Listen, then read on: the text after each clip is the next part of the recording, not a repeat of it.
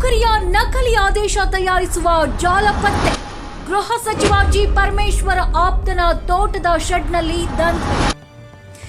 ಗೃಹ ಸಚಿವ ಪರಮೇಶ್ವರ್ ಅವರ ಪರಮಾಪ್ತ ವಾಲೆಚಂದ್ರು ಒಡೆತನದ ತೋಟದ ಶೆಡ್ನಲ್ಲಿ ಅರಣ್ಯ ಇಲಾಖೆಯ ವಿವಿಧ ಹುದ್ದೆಯ ನಕಲಿ ನೇಮಕಾತಿ ಆದೇಶ ನೀಡಿ ವಂಚಿಸಿರುವ ಜಾಲವನ್ನ ಪತ್ತೆ ಮಾಡಲಾಗಿದೆ. ಪರಿಸರ ಮತ್ತು ಅರಣ್ಯ ಇಲಾಖೆಯ ಪ್ರಧಾನ ಕಾರ್ಯದರ್ಶಿ ಮೀನಾಕ್ಷಿ ನೇಗಿ ಅವರ ಸಹಿ ಇರುವ ನಕಲಿ ನೇಮಕಾತಿ ಆದೇಶ ಕೂಡ ಸಿಕ್ಕಿದೆ.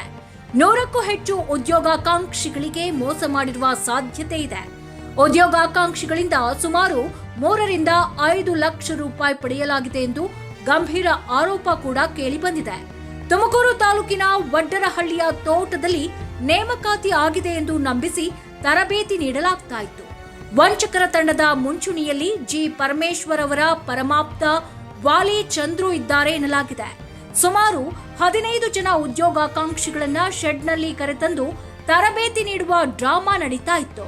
ತರಬೇತಿ ನಂತರ ಇನ್ನೂ 5 ಲಕ್ಷ ಪೀಕುವ ಉದ್ದೇಶದಿಂದ ವಂಚಕರ ತಂಡದಿಂದ ಡ್ರಾಮಾ ಮಾಡ್ತಿದ್ರು ಎನ್ನಲಾಗಿದೆ.